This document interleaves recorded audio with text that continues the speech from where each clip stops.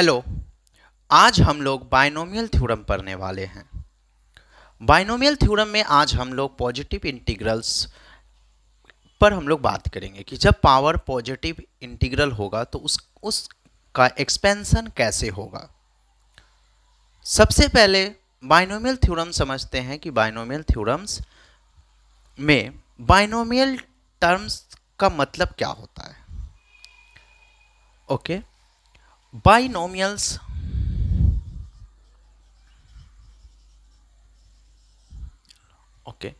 Binomial means होता है to term. किसी भी एक्सपेंशन में अगर दो टर्म होगा तो उसको हम लोग बाइनोमियल्स कहेंगे। एग्जाम्पल, अगर कोई एक्सप्रेशन लेते हैं a प्लस बी, राइट, उसका पावर अगर हम जीरो देते हैं, a एक टर्म है, b एक टर्म है और ये एक एक्सप्रेशन है जिसका होल पावर जीरो है, तो ये एक बाइनोमियल एक्सप्रेशन हो गया या फिर ये एक बाइनोमियल पॉलिनोमियल हो गया, राइट। अब इसका पावर पॉजिटिव है, अब इसका वैल्यू जो होगा वो 1 होगा। तो जीरो पावर होने पे टर्म का वैल्यू 1 होता है और अगर टर्म को काउंट करते हैं, ये अगर काउंट करते हैं तो 1 टर्म हो रहा है, राइट। अगर हम पावर को इंक्रीज करते हैं, इसी दो टर्म होना चाहिए, बाइनोमियल मीन्स दो टर्म होना चाहिए, उसका पावर हम लोग अगर 1 रखते हैं तो इसका वैल्यू होता है a प्लस बी। तो अगर इसके टर्म को अगर हम काउंट करते हैं तो इसका टर्म का वैल्यू होता है हमारा 1, सॉरी, इसका टर्म का वैल्यू होता है 2, राइट। अब देखिए, अगर हम पावर को बढ़ाते हैं या फिर डिग्री, इसको हम पावर भी बोल सकते हैं, डिग्री भी बोल सकते हैं और इंडिसेस भी बोल सकते हैं, अगर हम इसको इंक्रीज करते हैं तो इसका वैल्यू, इसका फॉर्मूला अप्लाई करते हैं A square plus 2ab plus B square, right. तो इस एक्सप्रेशन का एक्सपेंशन हुआ, बाइनोमियल टर्म का एक्सपेंशन हुआ, जिसमें टर्म हमारा 3 हुआ। फर्स्ट टर्म का अगर हम पावर देखें, डिग्री देखें तो 2 है। सेकेंड टर्म का देखते हैं तो a का 1 और b का 1, टोटल मिलाकर 2 है। और थर्ड टर्म में अगर चेक करते हैं तो b का पावर 2 है। तो बाइनोमियल एक्सपेंशन या फिर किसी भी पॉलिनोमियल का होल पावर हो या किसी भी एक्सप्रेशन का होल पावर हो, उसको ब्रेक करने के बाद हर टर्म का पावर जो है वो जितना होल पावर रहेगा उसके सेम रहेगा। यहाँ पे 2 पावर है तो हर ईच टर्म का पावर 2 होना चाहिए। यहाँ पे 2 हुआ, a का पावर 1, b का पावर 1, जो सम करेंगे तो 2 होना चाहिए, राइट। तो सिमिलरली b का पावर भी 2 है। आगे बढ़ते हैं, a प्लस बी का power cube, a plus B का होल क्यूब, इसके फॉर्मूला को एक्सपेंड करेंगे तो a cube plus 3a square b। देखिए हो क्या रहा है, b जो है यहाँ पे सिर्फ b यहाँ पर नहीं है, b यहाँ पे 1 टाइम्स है तो a 2 टाइम्स है, राइट। आपको एक्सपेंशन को समझना होगा। फिर ये कोफिशिएंट है, ये जो नंबर है ये इस टर्म का कोफिशिएंट कहलाएगा, जैसे 3। अब a को अगर हम 1 लिखते हैं तो b यहाँ पे 2 टाइम्स होगा, अब a खत्म हो जाएगा तो b यहाँ पर 3 टाइम्स होगा। इस तरह से हम किसी भी बाइनोमियल टर्म का एक्सपेंशन कर सकते हैं, राइट। यहाँ तक तो हमारे पास फॉर्मूला लर्न है, तो हम लोग फॉर्मूला बेस पर बाइनोमियल टर्म का एक्सपेंशन करते हैं। लेकिन जब हमारे पास आगे जब पावर इंक्रीज होता है तो एक्सपेंशन कैसे करेंगे, उस चीज़ को मुझे समझना बहुत ज़रूरी है। जैसे अगर हम मान लीजिए कि हम पावर इंक्रीज करते हैं 3 के बाद, अगर हम 2 टर्म का पावर 4 रखते हैं, 2 टर्म्स मीन्स बाइनोमियल चैप्टर में आपको 2 टर्म से डील करना पड़ेगा, चाहे तो वो प्लस में हो या माइनस में हो या फिर कोई भी हार्ड टर्म हो, टर्म का वैल्यू बड़ा हो या टर्म का वैल्यू छोटा हो, राइट। तो आपको वहाँ पे डील करना पड़ेगा। तो यहाँ पे अगर a प्लस बी का पावर 4 है, अगर इसका एक्सपेंशन करना है तो एक्सपेंशन मुझे नहीं पता है, ज़्यादा से ज़्यादा हम कोशिश करके इसको हम लिख सकते हैं a प्लस बी और a प्लस बी का होल क्यूब, अगर नहीं मालूम है तो आप कैसे इसको एक्सपैंड कीजिएगा, राइट। थोड़ा सा हम एक्सपैंड करते हैं इसको, देखिए a plus B and A cube plus 3a square B, 3ab square and b cube, multiply करने के बाद मुझे मिलेगा a4 3a cube b 3a square B square plus A B cube, then b से मल्टीप्लाई करते हैं तो a cube b 3a square B square 3ab cube plus b to the power 4। पहले हम a से मल्टीप्लाई किए फिर b से मल्टीप्लाई किए, मल्टीप्लाई करने के बाद इसको हम चेक करते हैं, इसको एक्सपेंशन किए हैं, ठीक है। अब हम इसको डिक्रीजिंग पावर में लिखते हैं, जैसे इस तरह से लिखा हुआ है, पहले a है फिर a का पावर 1 डिक्रीज है, फिर a का पावर 1 डिक्रीज है और a का पावर यहाँ पर नहीं है। तो इस तरह से हम इसको भी ट्राई करते हैं लिखने का। तो लिखने का ट्राई करते हैं, देखते हैं। पहले सबसे पहले हमारा a टू द पावर 4 है और कहीं पर a टू द पावर 4 नहीं है, then a to the power 3 होना चाहिए। तो a टू द पावर 3 यहाँ पर है और a टू द पावर 3 यहाँ पर है और कहीं पर नहीं है, और उसके साथ b मल्टीप्लाई है, यहाँ पर भी b मल्टीप्लाई है। तो यहाँ 3 टाइम्स b मल्टीप्लाई है और यहाँ 1 टाइम्स b मल्टीप्लाई है। तो फाइनली 4a क्यूब b हम लोग लिख सकते हैं। देन अब a का पावर स्क्वायर लेना पड़ेगा, ठीक है। तो a का पावर स्क्वायर डैट मीन्स 2 यहाँ पर है, यहाँ पर है, तो यहाँ इसका भी कोफिशिएंट 3 है और b स्क्वायर है। टर्म भी आइडेंटिकल होना चाहिए, टर्म भी सेम होना चाहिए, तब जाकर आप ऐड कर सकते हैं।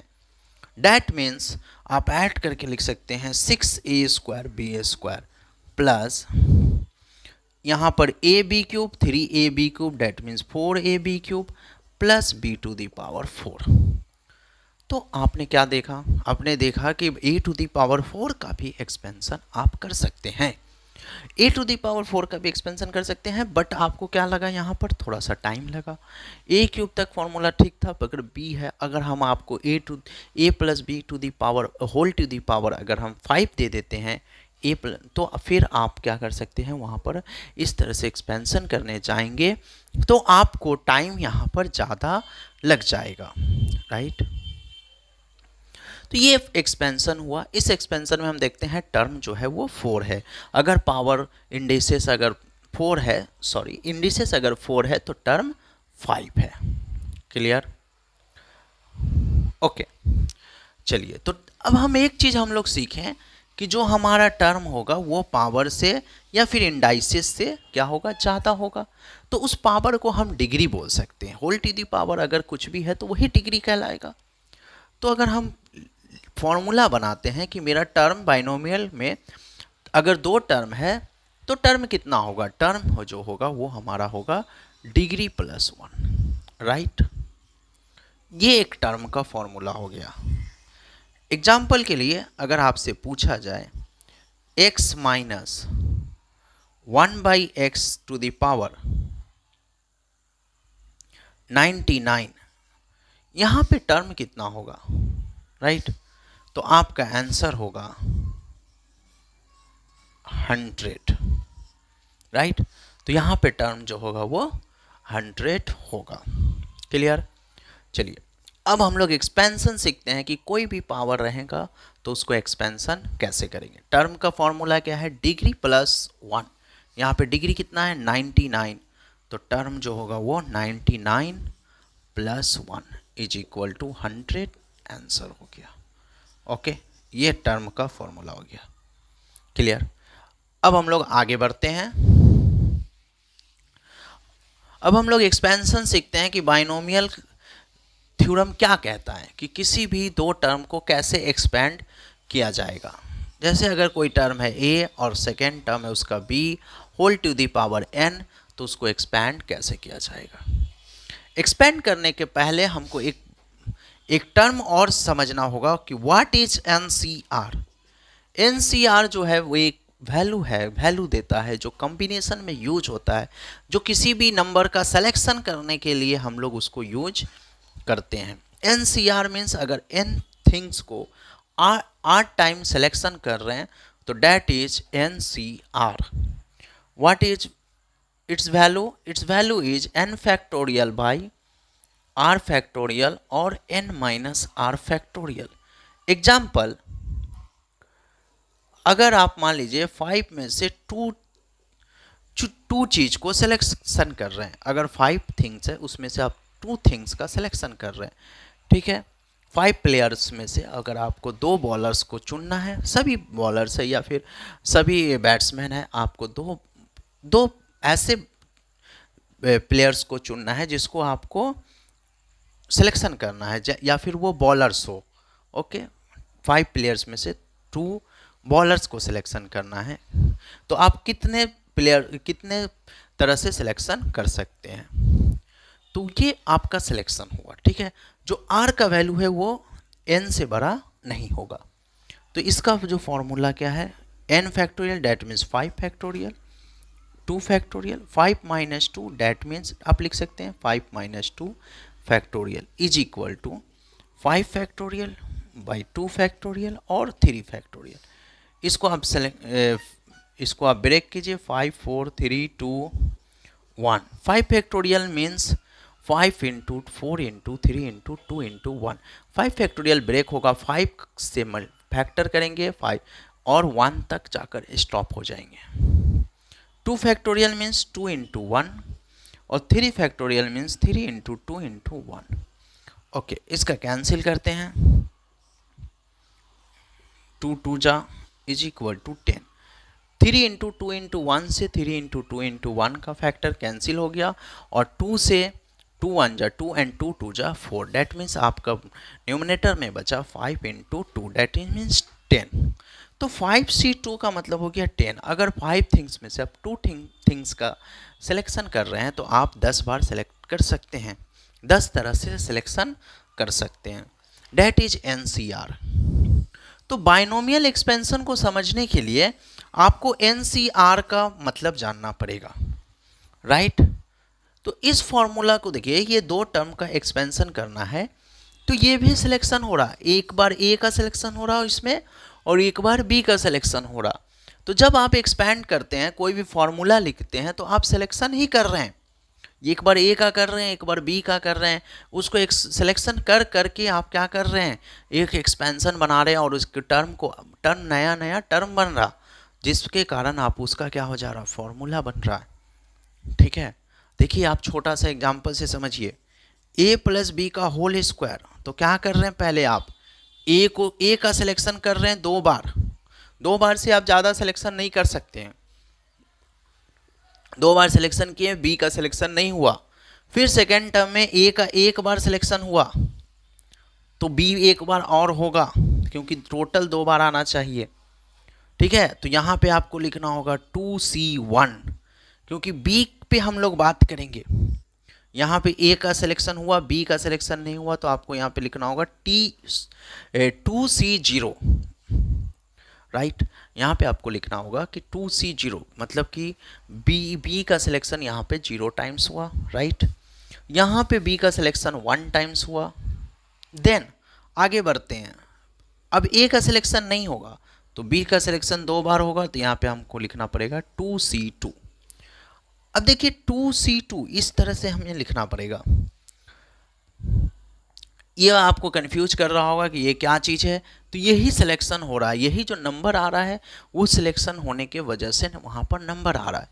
तो 2C0 मतलब 2 में से आप किसी को सिलेक्शन नहीं करना है, तो आपके पास एक ऑप्शन है कि आप किसी को सिलेक्ट नहीं करेंगे, तो यहाँ पे वैल्यू जो आएगा वो 1 आएगा। That means A² plus 2C1 मतलब 2 में से आप एक का सिलेक्शन करेंगे, 2 में से आपको एक एक करके सिलेक्ट करना है, तो आप 2 बार सिलेक्ट कर सकते हैं। डेट मीन्स 2C1 का वैल्यू 2 आएगा, 2AB प्लस 2C2 2 में से आपको 2 को सिलेक्ट करना है, 2 में से आपको एक बार ही मतलब 2 को सिलेक्ट करना है, तो आप एक ही बार सिलेक्ट कर सकते हैं, तो 2C2 का वैल्यू 1 आएगा। डेट मीन्स B², 1B², तो A² plus 2AB plus B²। तो ये फॉर्मूला हो गया A प्लस B का होल स्क्वायर। अगर आपको फॉर्मूला नहीं पता है तो आप इस तरह से सिलेक्शन करके फॉर्मूला अप्लाई कर सकते हैं। ठीक है। तो ये चीज जो है 2C0 ये किसके लिए आया है, बी के लिए आया है। फर्स्ट टर्म में बी का सिलेक्शन नहीं हुआ है, सेकेंड टर्म में बी का सिलेक्शन एक बार हुआ है, थर्ड टर्म में बी का सिलेक्शन 2 बार हुआ है, फोर्थ टर्म में बी का सिलेक्शन 3 बार होगा, फिफ्थ टर्म में बी का सिलेक्शन 4 बार होगा। तो अब हम लोग इसको उसी बेस पे सेलेक्ट करते हैं। देखिए एन पूरा एन पावर है, एन में से बी का सिलेक्शन 0 होगा तो ए का सिलेक्शन कितना बार होगा, एन बार, है ना, और बी का सिलेक्शन 0 बार, प्लस सेकेंड टर्म में अब बी को एक बार लेना है, डैट मीन्स NC1, ए का सिलेक्शन एक बार कम जाएगा N-1 और बी का पावर हो जाएगा 1। ये सेकेंड टर्म को समझिए।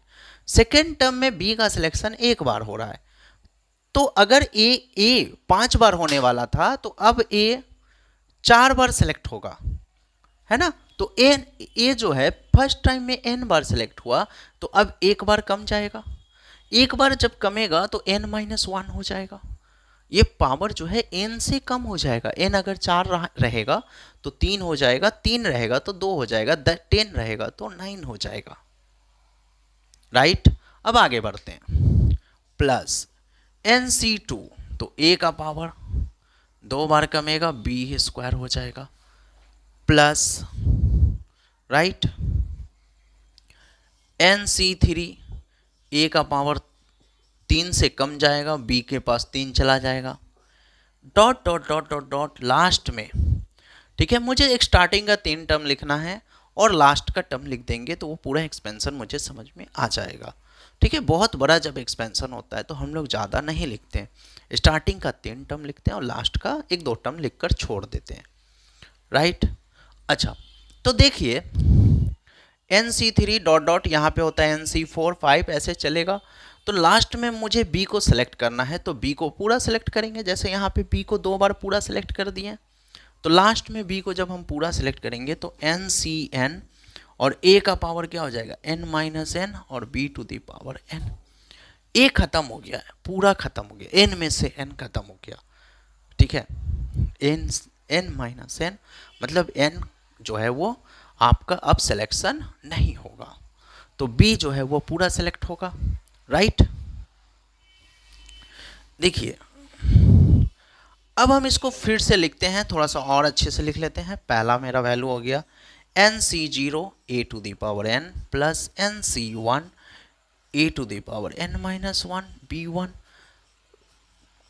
NC2 a to the power n-2 B2 plus dot dot dot dot dot plus NC,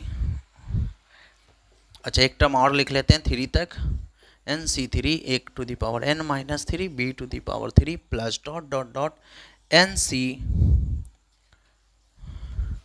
NCN B to the power n।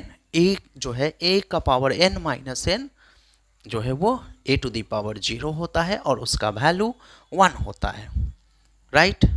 यहाँ तक आपको समझ में आ गया होगा। चलिए एक क्वेश्चन देखते हैं। देखिए एक सिलेक्शन करना है, इसको याद रखिएगा, और हमारे पास कॉम्बिनेशन का फॉर्मूला है, फॉर्मूला से आप क्या कर सकते हो उसका वैल्यू फाइंड कर सकते हैं। एक एग्जांपल लेकर समझाते हैं कि सिलेक्शन इसके बाइनोमियल का एक्सपेंशन कैसे करना है। चलिए एक एग्जांपल लेते हैं, a plus b whole to the power 5 और इसका एक्सपेंशन करना है, राइट।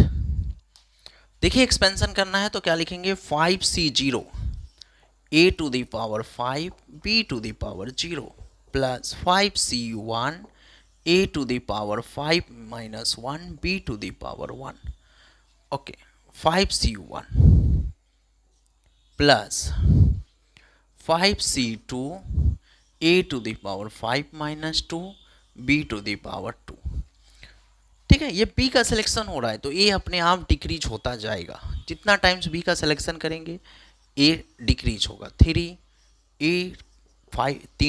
से डिक्रीज हो जाएगा, B 3 टाइम सिलेक्शन होगा, 5C4 A 4 से डिक्रीज हो जाएगा, डैट मीन्स 5 माइनस 4 और B टू दी पावर 4, और यहाँ पे हो जाएगा 5C5 A to the power 5 माइनस 5 और B to the power 5, right. बहुत ईजी है, आपको सिर्फ समझना है कि ए को डिक्रीज करना है या बी को इंक्रीज करना है।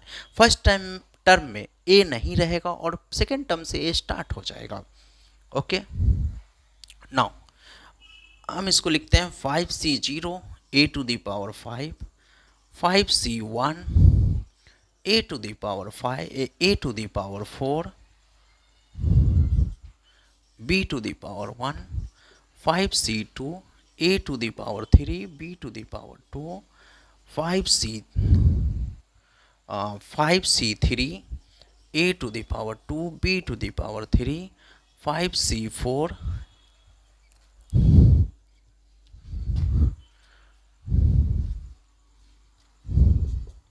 प्लस यहाँ पर लिखते हैं 5c4 a b to the power 4, 5c5 b a to the power 0 that means 1 और b to the power 5, right. अब देखिए 5c0 का वैल्यू 1 होता है। क्लियर, हम फॉर्मूला नहीं लिखते, आपको समझाते हैं कि 5c0 का वैल्यू 1 कैसे होगा। अगर 5% में से किसी का भी सिलेक्शन नहीं करना है तो एक ही तरीका है कि आपको सिलेक्शन नहीं करना है, तो 5c0 का वैल्यू 1 होता है, that means a to the power 5। यहाँ पे देखिए 5 पावर है तो 6 टर्म आया होगा, 1 2 3 4 5 6, राइट। एक टर्म ज़्यादा होगा 5c1। चेक कीजिए, आप थोड़ा सा पहले सोचिए, 5 में से एक एक करके सेलेक्ट करना है तो कितने तरह से आप सेलेक्ट कर सकते हैं। 5 अगर थिंग्स है या 5 पर्सन है, आपको एक एक करके सेलेक्ट करना है तो आप कितने तरह से सेलेक्ट कर सकते हैं, तो आपके पास आप 5 तरह से सेलेक्ट कर सकते हैं। तो 5c1 is equal to 5 a to the power 4 b1। आपको नहीं समझ में आ रहा तो फॉर्मूला अप्लाई कीजिए, ठीक है। हम आपको एक फॉर्मूला अप्लाई करके दे देते हैं, देखिए 5c1 is equal to 5 factorial by 1 factorial into 5 minus 1 factorial, 5 factorial by 1 factorial into 4 factorial. 5 factorial को तोड़ते हैं, 5 into 4 into 3 into 2 into 1। 4 factorial को ब्रेक करते हैं, 4 इंटू 3 इंटू 2 इंटू 1, तो ये 4 से सब कैंसिल हो जाएगा और आपका 5 बचेगा। ओके, कैमरा में नहीं आ रहा है, हम थोड़ा नीचे करके आपको दिखा देते हैं, राइट। तो इस तरह से आप ब्रेक कर सकते हैं। ओके, आपको नहीं समझ में आएगा तो आप ब्रेक कीजिएगा, हम आपको समझा देते हैं फिलहाल के लिए। 5c2 का वैल्यू अभी हम लोग फाइंड किए हैं, 10 आया था, ठीक है। तो इसको हम लोग लिखते हैं 10 a cube b square plus 5c2। एक चीज़ जानिए, 2 में कितना ऐड कीजिएगा कि 5 आ जाए, तो c यहाँ लिखिए, 2 में 3 ऐड कीजिएगा तो 5 आएगा, तो यहाँ पे आप 5 लिखिए। तो 5c2 और 5c3 का वैल्यू सेम होता है, ये याद रखना होगा। आपको ये एक फॉर्मूला मिलेगा कॉम्बिनेशन में कि NCR का वैल्यू NCN माइनस R का वैल्यू दोनों का बराबर होता है, राइट। तो 5c2 और 5c3 का वैल्यू सेम होगा। 2 में कितना ऐड करेंगे कि 5 हो जाए, तो 3 ऐड करेंगे तो 5 हो जाएगा। इस तरह से आप समझ सकते हैं कि वैल्यू सेम होगा। या फिर अब दोनों R को ऐड कीजिए, अगर N के बराबर आ जाएगा, दोनों R को अगर ऐड कीजिए और N के बराबर आ जाएगा तो वो दोनों NCR का वैल्यू सेम होगा। ओके, देखिए अब इन दोनों R को ऐड कीजिए तो क्या होगा, N के बराबर हो जाएगा, तो दोनों NCR का वैल्यू सेम होगा। तो 5c2 का वैल्यू हम लोग 10 ला चुके हैं, तो 5c3 का वैल्यू भी 10 होगा, 10 a square b cube plus 5c4 का वैल्यू चाहिए। 4 में कितना ऐड करेंगे कि 5 होगा, ये R है, 4 में 1 ऐड करेंगे तो 5 होगा। तो 5c1 का वैल्यू हम लोग फाइंड कर लेते हैं। अगर 5c4 का वैल्यू नहीं पता है तो 5c1 का वैल्यू फाइंड करते हैं। तो 5c1 कहाँ पे है, यहाँ पे है, तो 5C1 का वैल्यू सेकेंड टर्म में, तो 5C1 का वैल्यू 5 है, ठीक है। 5C1 का वैल्यू 5C4 के बराबर होगा और दोनों का वैल्यू हम लोग को 5 मिलेगा, क्योंकि 5C1 का वैल्यू जब 5 है तो 5C4 का वैल्यू भी 5 होगा, राइट। तो ये दोनों वैल्यू सेम होगा, राइट। तो आप यहाँ पे फिर से लिख सकते हैं 5AB4 प्लस 5C5, 5 में कितना ऐड कीजिएगा 5C5, डेट मीन्स यहाँ पे R का वैल्यू 5 है, तो 5 में कितना ऐड कीजिएगा कि 5 हो जाए, तो 0 ऐड कीजिएगा, डेट मीन्स 5C0 और 5C5 सेम होगा, 5C0 और 5C5 सेम होगा, ओके। ये दोनों वैल्यू सेम होगा, तो दोनों, और 5C0 का वैल्यू हम जानते हैं 1 होगा, तो 5C5 का वैल्यू भी 1 होगा। तो आपका ये कोफिशिएंट खत्म हो गया, सिर्फ बचा b⁵ ओके। तो इस तरह से आप एक्सपेंड कर सकते हैं, किसी भी बाइनोमियल एक्सपेंशन को एक्सपेंड कर सकते हैं। उसके लिए आपको क्या चाहिए, आपको बस इस तरह से एक्सपेंड करना है और आपको NCR का वैल्यू पता होना चाहिए। NCR का वैल्यू आपको पूरा नहीं जानना है, मिडिल टर्म के पहले तक जानना है और मिडिल टर्म के बाद तक आपको खुद पे खुद पता चल जाएगा। देखिए, फर्स्ट स्टार्टिंग से ये फर्स्ट टर्म है और लास्ट से ये फर्स्ट टर्म है, दोनों का वैल्यू सेम होगा, ओके, दोनों का वैल्यू सेम होगा। स्टार्टिंग से ये सेकेंड टर्म है, तो यहाँ पे जो कोफिशिएंट है वो 5 है, तो लास्ट से ये सेकेंड टर्म है, तो इसका भी कोफिशिएंट 5 होगा। स्टार्टिंग से ये थर्ड टर्म है और एंडिंग से ये थर्ड टर्म है, तो इसका भी कोफिशिएंट सेम होगा, राइट। तो आपको करना क्या है, आपको पहले टर्म दे समझना है कि अगर पावर 5 है तो टर्म 6 आएगा, राइट। 6 में 6 टर्म आएगा तो 3 का आपको हाफ कर लेना है, तो 3 का आपको टर्म निकालना है, 3 का निकालने के बाद पूरा लिख देना है, नंबर लिखना है, मतलब इस तरह से ये यहाँ तक लिखना है। यहाँ तक लिखने के बाद आपको फर्स्ट टर्म का कोफिशिएंट को लास्ट में बैठा देना है, सेकेंड टर्म का कोफिशिएंट को सेकेंड लास्ट में बैठा देना है, थर्ड टर्म के कोफिशिएंट को थर्ड लास्ट में बैठा देना है। इस तरह से आपको कोफिशिएंट को पुट कर देना है और आपका बाइनोमियल एक्सपेंशन हो जाएगा। वहाँ से आपका मेहनत भी कम पड़ेगा और आपको समझ में भी आएगा कि किसका वैल्यू किसके साथ बराबर होता है, राइट। चलिए, अब हमें आपको एक नया क्वेश्चन देते हैं और उसको आप एक्सपेंड कीजिए। चलिए, इस क्वेश्चन का हम लोग बाइनोमियल एक्सपेंशन करते हैं, ठीक है। x - 1/x⁶, okay. देखिए, आपको अगर ये माइनस दिखे तो ये पूरा b है। अगर हम यहाँ पे समझते हैं कि a का वैल्यू कितना है x और b का वैल्यू है जो वो -1/x है। एक्सपेंशन करने के समय आपको साइन पे भी ध्यान रखना है कि साइन कौन सा है, प्लस है या फिर माइनस है। अगर प्लस दिखे तो कोई प्रॉब्लम आपको नहीं होगा, लेकिन माइनस दिखेगा तो आपको प्रॉब्लम होने वाला है, ठीक है। तो माइनस लेकर आपका काम है, माइनस लेकर चलना, ठीक है। एक्सपेंशन एकदम सब सेम रहेगा। NCR का वैल्यू आपको याद होना चाहिए, आपको नहीं याद है कोई बात नहीं है, आपको फार्मूला से आप ड्राइव करके निकाल लीजिएगा, ठीक है। और यहाँ पे पावर 6 है तो टर्म आने वाला है 7, 7 में से बीच में आएगा 4, फर्स्ट थर्ड टर्म का वैल्यू निकालना है, फोर्थ टर्म का वैल्यू निकालने से आपका सारा कोफिशिएंट फाइंड हो जाएगा, क्लियर। चलिए स्टार्ट करते हैं। x - 1/x⁶, तो क्या लिखेंगे 6C0 x⁶ और -1/x⁴, राइट।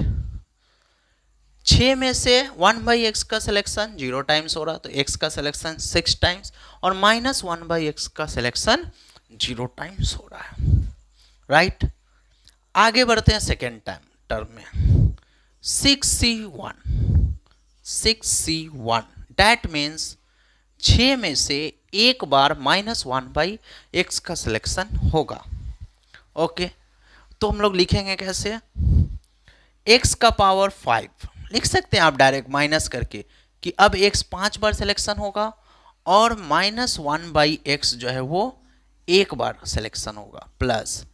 अब आगे बढ़ें, 6c2 x का सिलेक्शन 4 बार और -1/x का सिलेक्शन 2 बार प्लस 6c3 x का सिलेक्शन 6 में से 3 माइनस कीजिए 3 बार और 1/x का selection 3 times.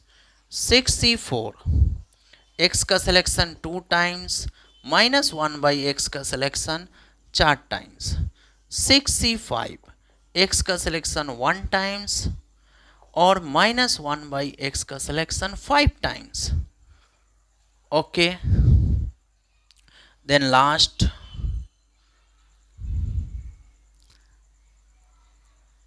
Five times. Okay, then last terms में हम लोग लिख सकते हैं 6c6 डैट मीन्स x का सिलेक्शन 0 टाइम्स और -1/x का selection 6 times. Okay, is equal to, अब हम लोग देखिए क्या लिखते हैं, 6c0 डैट मीन्स 1। 6c0 का वैल्यू 1। 6 में से आपको किसी नंबर को या फिर -1/x को 0 बार सिलेक्शन करना है तो आप एक ही बार कर सकते हैं। ये जो आएगा आपका एक ही टाइम्स आएगा, ठीक है। तो क्या होगा आपका x का पावर 6। आगे बढ़ते हैं, ये टर्म खत्म हो गया, इसका वैल्यू आया x का पावर 6। आगे बढ़ते हैं, -1/6c1 6 में से एक एक करके सेलेक्ट करना है, मतलब आप क्या कीजिएगा 6 टाइम्स सेलेक्ट कीजिएगा। अच्छा, यहाँ पे देखिए -1/x का पावर 1 है, डैट मीन्स माइनस का पावर 1 है, तो ये प्लस और ये अंदर का जो माइनस आने वाला है बाहर, वो दोनों मल्टीप्लाई होके माइनस हो जाएगा, डैट मीन्स -6। और यहाँ पे x का पावर 5 टाइम्स है और यहाँ x का पावर 1 टाइम्स है, और सब्ट्रैक्ट होके आपका हो जाएगा x टू द पावर 4। बोलो, x टू द पावर 4। यहाँ पे माइनस है, minus to the power 1 is equal to -1 and then यहाँ पे प्लस है, तो प्लस माइनस माइनस, यहाँ पे x टू द पावर 5 है और यहाँ पे 1/x है, आपका कैंसिल होकर होगा x to the power 4, right. आगे बढ़ते हैं, यहाँ देखिए अगर हम प्लस माइनस से निपटना है तो पहले प्लस माइनस से निपट लीजिए, प्लस देन यहाँ पर minus, minus to the power square that means plus, that means अगर प्लस हो गया तो प्लस यहाँ पर भी है, डैट मीन्स प्लस आने वाला है, आप प्लस दे दीजिए। अब और आपको साइन का भी टेंशन नहीं रखना है, अब थोड़ा सा 1-2 टर्म में साइन का प्रॉब्लम होगा, अगर पहले प्लस है तो फिर माइनस, फिर प्लस, प्लस माइनस करके अल्टरनेट चेंज होगा, plus minus plus minus plus minus, alternate change होता रहेगा, आप चेक करके भी देख सकते हैं, राइट। देखिए पहले हम लोग समझते हैं 6c2 that means 6 factorial by 2 factorial और 6 minus 2 that means 4 factorial. Break कैसे करना है, तुरंत वैल्यू आ जाएगा। 6 फैक्टोरियल को ब्रेक करना है अप टू 4 फैक्टोरियल तक, डैट मीन्स आप लिख सकते हैं 6 × 5 और आगे ना लिख के आप लिख सकते हैं 4 फैक्टोरियल, क्योंकि आप लिखने वाले थे 4 × 3 × 2 × 1, तो अब आप क्या कर रहे हैं वहाँ तक छोड़ दे रहे हैं, नीचे आ जाइए, 2 फैक्टोरियल को लिखिएगा 2 × 1 और 4 फैक्टोरियल, ये आपका कट गया, 2 से ये 3 कटेगा, 6 कटेगा, कैंसिल होगा, डैट मीन्स 3 × 5 = 15, तो आप यहाँ पर लिख सकते हैं 15, थर्ड टर्म का वैल्यू लिख सकते हैं 15, और यहाँ पे x टू द पावर 4 है और x टू द पावर 2 है, डैट मीन्स आप लिख सकते हैं x², राइट और रॉन्ग लिख सकते हैं।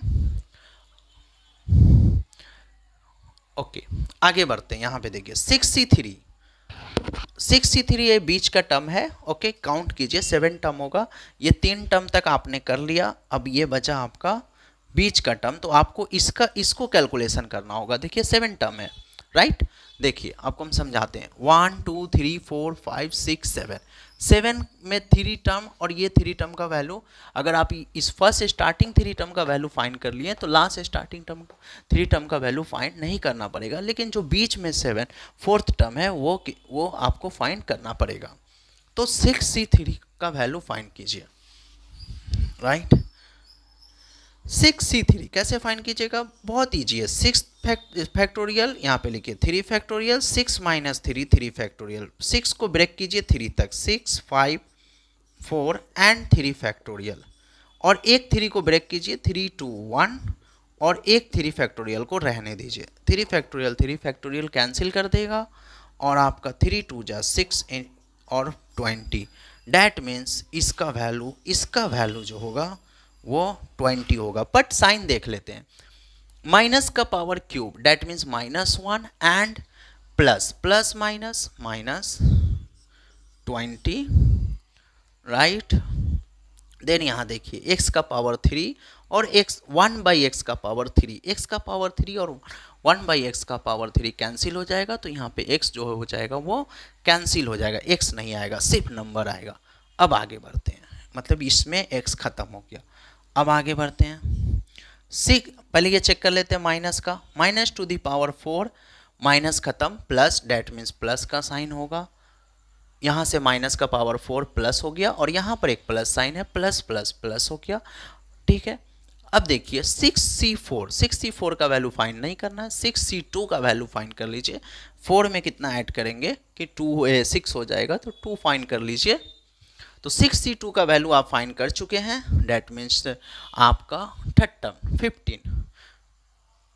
15, तो आप लिखिए 15 बाई, यहाँ पे x² है, ये नीचे में ज़्यादा पावर अब आ रहा है, डिनोमिनेटर में x⁴ है, तो आप लिखिए 15/x²। अब आगे साइन दीजिए माइनस का, हम आपको बोल चुके हैं plus minus plus minus plus minus लिखिए, अब साइन नहीं देखना होगा। 6C5 डैट मीन्स 6C1 का वैल्यू फाइंड कर लीजिए, तो 6C1 का वैल्यू आप फाइंड कर चुके हैं 6, और x⁴ आप यहाँ पे लिखिए बाई x⁴, ओके, क्योंकि यहाँ पर x⁴ 1 है और नीचे डिनोमिनेटर में x⁵ है, तो x/x⁵ कैंसिल होकर 1/x⁴ आ जाएगा। क्लियर। अब आगे बढ़ते हैं, 6C6 मतलब 6C0 1 होता है, और यहाँ पे देखिए 0 है, माइनस है, तो साइन आपका प्लस होगा। अल्टरनेट चेंज कीजिए, और नहीं तो आप चेक करके भी कर सकते हैं, उससे अच्छा है कि आप अल्टरनेट चेंज कीजिए, वहाँ पे जगह नहीं है, तो प्लस 1/x⁴। ये फाइनल एक्सपेंशन हो गया। क्लियर। तो किसी भी बाइनोमियल का एक्सपेंशन फॉर्मूला आप बाइनोमियल थ्योरम से बना सकते हैं, जिसमें NCR आपको बहुत ही हेल्प करेगा, और आपको इस तरह से याद रखना है कि किसका सिलेक्शन कब करना है। ओके, मिलते हैं नेक्स्ट वीडियो में नेक्स्ट टॉपिक के साथ, तब तक के लिए बाय। मेरे चैनल को आप लोग लाइक कीजिए, सब्सक्राइब कीजिए, अपने फ्रेंड में शेयर कीजिए। नेक्स्ट टॉपिक के साथ नेक्स्ट वीडियो में मिलते हैं। Thank you.